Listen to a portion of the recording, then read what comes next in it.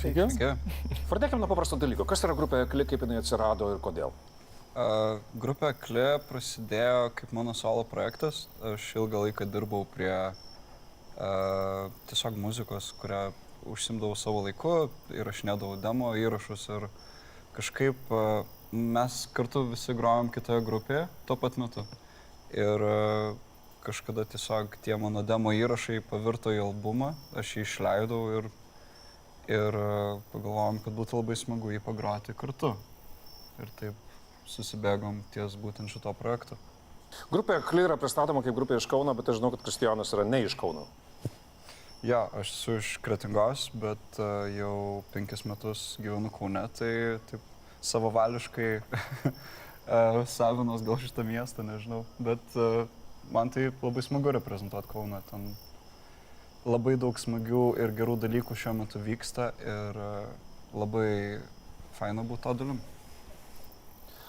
Jeigu reikėtų žmonėms, kurie niekada gyvenime nėra girdėję Akli muzikos, paaiškinti, kas tai per grupė ir kas tai per muzika. Labai įdomus buvo komentaras po koncerto mūsų Taline. Pasakė, kad mes skambam kaip industrinis elektrometalas, kuriuo didžiuotųsi Gary Newmanas. Ja. Tai irgi toks visai įdomi įžvalga gal. Jo, tamsi elektrometalo muzika. Kai jūsų muzika atsirado viešumoje, kai atsirado pirmos dainos internete, kažkaip gana greitai įvyko tas įsibėgėjimas ir žmonės pradėjo kalbėti, kad atsirado kažkas naujo, kažkas labai įdomaus, kažkas, ko mes Lietuvos scenoje neturim. Ir galim pasakyti, kad tas dėmesys ir pripažinimas užgriuvo gana greitai. Jums tai buvo staigmena šiokia tokia, kai visi pradėjo kalbėti apie grupę Akli. Šiaip labai įdomus tas procesas buvo dėl to, kad mes, kaip sakėm prieš tai, kad ilgą laiką grojom anksčiau ir buvo labai smagu, kad žmonėm patiko mūsų muzika ir kad tai taip surezonavo su klausytoju, bet man atrodo, kad mes nebuvom tam visiškai nepasiruošę. Man atrodo, kad mes ilgą laiką grojom muziką ir Tam ir ruošiamės. Tam ir ruošiamės tikrai. Ja. Kažkaip man irgi galbūt nebuvo kažkokio didelio shifto apskritai pačioje energijoje, kad būtų nepatogu grot, kai ten grojam prieš didesnius kraudus, pavyzdžiui, kai prieš tai grodavom prieš super mažus kraudus. Nes mums tiesiog jau tada buvo žiauriai smagu.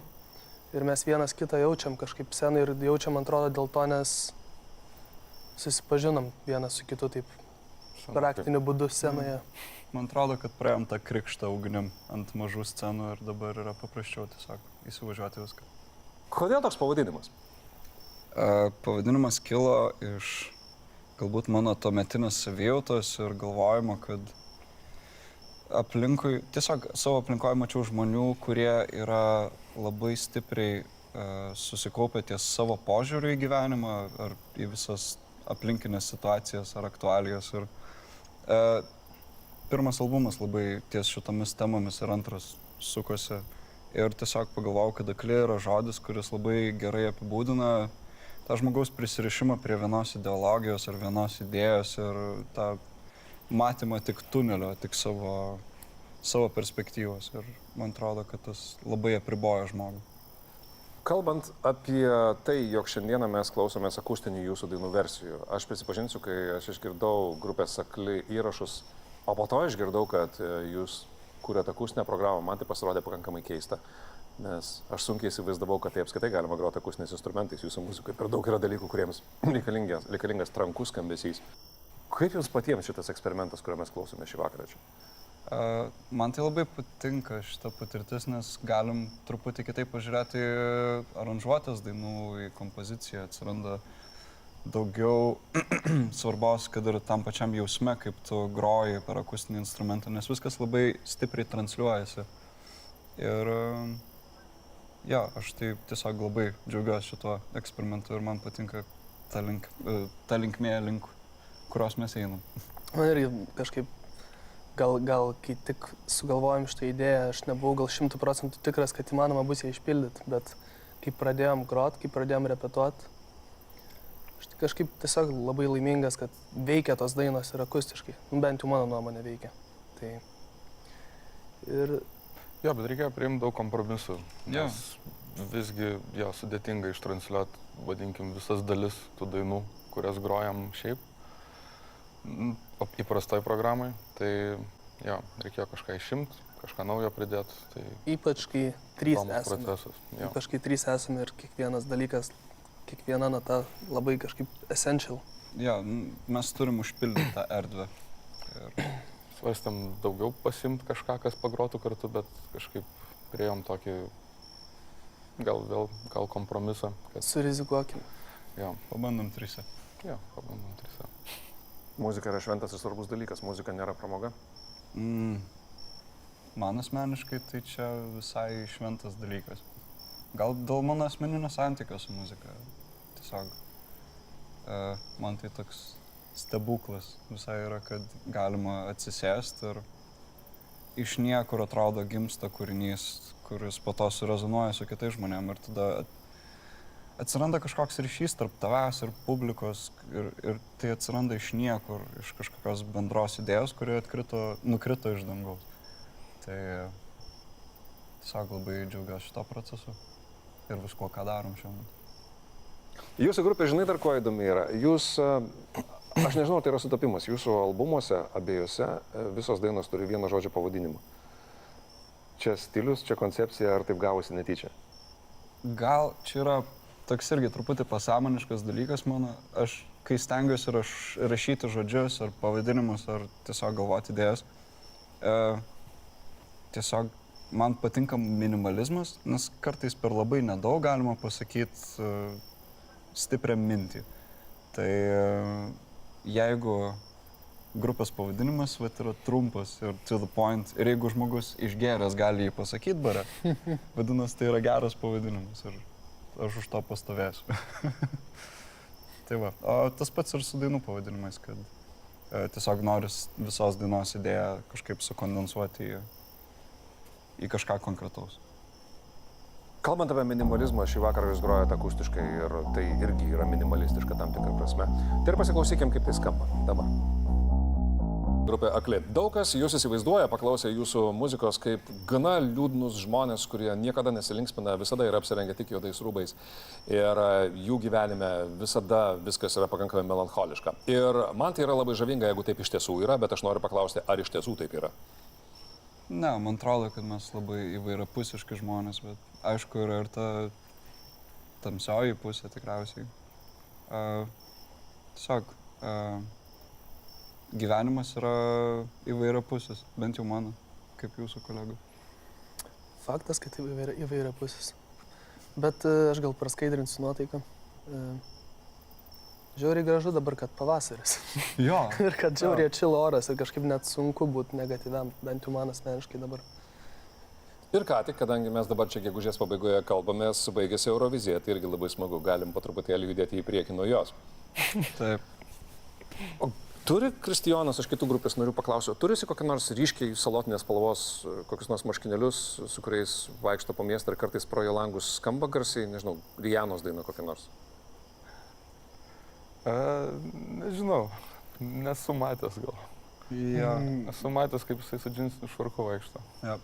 Ir su labai juokingais šortais kažkada buvo atėjęs repeticija. Ja. Man atrodo, kad aš turiu dvi fazes, tai arba flaneliniai marškiniai, arba aš visas juodas tiesiog.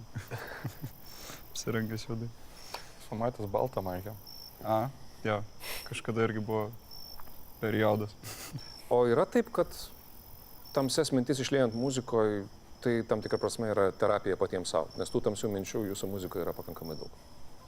Man asmeniškai tai labai ir man atrodo, kad tai yra vienas pagrindinių dalykų, dėl ko aš apskritai groju, nes man tai visada asocijuodavosi ir asocijuojasi su kažkokių emocijų, pykčio, džiugesio, bet ko išleidimu į pasaulį. Tiesiog tai padeda kažkaip susidėlioti viską galvoje ar susitvarkyti su tuo.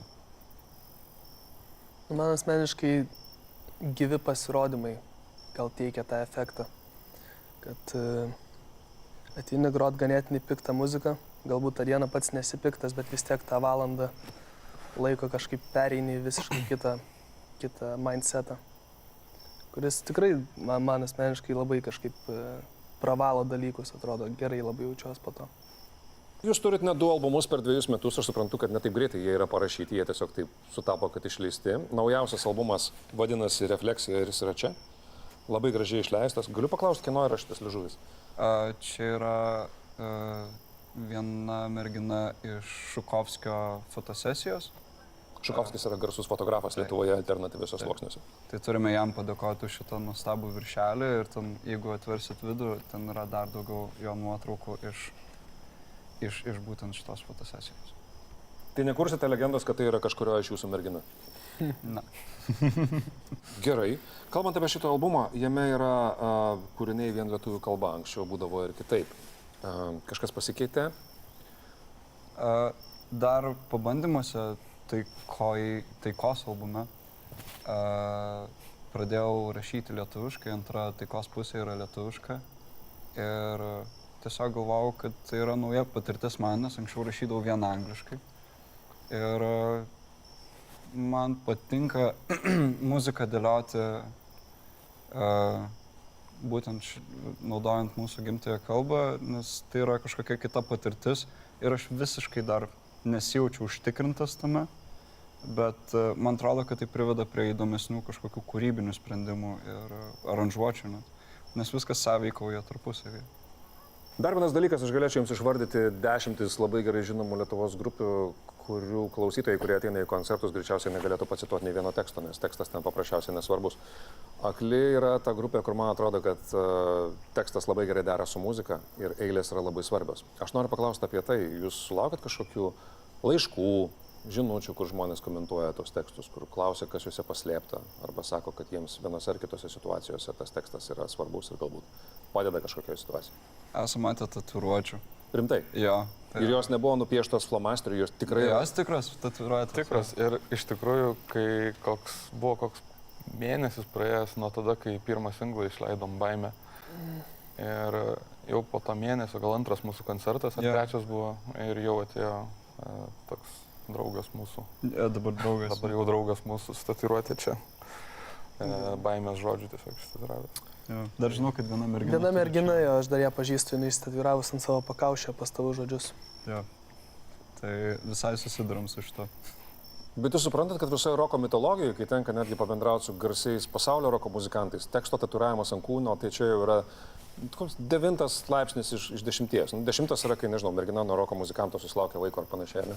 Bet įsitatuiruoti tekstą čia yra labai labai didelio atsidavimo ir susidomėjimo grupės muzikos ženklas. Tai kartais gal net lengvai nejauku, nes jūs galėjot prirašyti kažkokių absoliučių nesąmonių ir žmogus būtų visi tatuiravęs. Tai va, dabar didėja ta atsakomybė, kad reikia labai stengtis ir žiūrėti, kad neparašyčiau kažko, dėl ko po to gailėsiuos, bet aš palieku šitą atsakomybę fanams, jeigu jums smagu tatuiruotis, jūs tatuiruokitės. Man asmeniškai žiūrėti tas tatuiruotis yra labai malonu, bet aš nežinau, ar jūs taip jausitės po 20 metų, taip. Bet jeigu jausitės, tai soriukas, ta prasme, tai jau nebe mūsų bėda, jūs padarėt savo sprendimą patys logiškai apsisprendę. Aš irgi turiu daug tatuiruočių, tai viskas okei. O turi kokias nors grupės ženklą arba ten teksto eilutę? Jo. Išsitatuiravau. Turiu grupės Tool tatuiruotę ant kairės rankos ir turiu grupės A Perfect Circle tatuiruotę ant krūtinės. Ir tada abi dvi grupės išleido naujus albumus, kurie man žiauriai nepatiko. Tai va, bet tatuiruotės smagu. Go for it. Ir aš esu girdėjęs, kad kitas Akli įrašas ir būsimos kūrybos etapas gali iš viso kitaip skambėti. Buvo leptelta vienam kitam interviu. Čia yra vėlgi toks tikslas, ar grupė natūraliai evoliucionuoja, keičiasi, jums nuobodu daryti panašaus skambesio albumus vieną po kito. Va būtent gal nesinorėtų lipti prie vieno dalyko, gal manau, kad išliks kažkokie elementai, kurie apjungia visą tą muziką, bet mes eksperimentuojam ir nebijom eksperimentuoti ir matysim, kur ta muzika nueis. Galiausiai mes kalbamės per pilnatį. Čia yra projektas, kuris vadinasi LRT Opus Pilnatis. Ką jums reiškia naktis, ką jums reiškia pilnatis?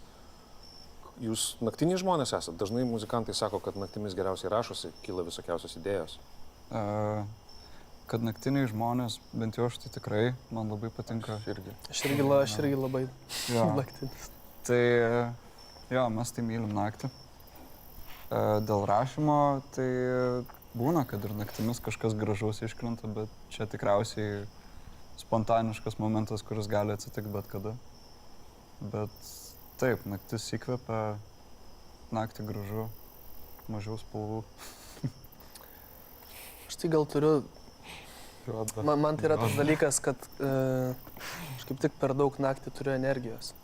Aš dažniausiai tą energiją išlieju begrodamas. Tai dažniausiai mane ten galima sutikti kokią 12 nakties Lukiškių kalėjime grojant būgnais. Ir dėl to labai smagu, kad koncertai vakarais naktimis būna. Jo, jo. Jokūbas po to nurimsta šiek tiek. Tai kai jūs vaikštote naktimis aplink Lukiškių kalėjimą, gerbiami mūsų žiūrovai ir klausytojai, ir klausotės legendų apie apsigyvenusią kalėjime legendinę būgnininko šmėklą, kuri naktimis apsigroja būgnais, tai žinokit, kad čia ne, čia grupės Akli būgnininkas, kuris leidžia laiką naktimis ir lieja energiją būtent tokiu būdu. Aš noriu padėkoti, kad jūs užsukot šiandieną į LRT Opus pilnatį ir noriu padėkoti jums už eksperimentą, kurį jūs padarėte su akustinėmis dainų versijomis. Aš neabejoju, kad žmonėms, kurie mėgsta jūsų kūrybą, labai įdomu to klausytis, o tiems, kurie niekada negirdėjo jūsų kūrybos, irgi įdomu klausytis ir žinoma, jie iš viso to susidarys visiškai klaidingą įspūdį apie tai, ką jūs iš tiesų grojate, o tada paklausys jūsų įrašų ir tada labai nustebs ir sakys, ai, čia visai ne taip. Bet kaip bebūtų, man šis vakaras yra jaukus ir įdomus ir ačiū, kad atėjote ir pasiklausykime toliau jūsų muzikos, kaip jis skamba akustiškai.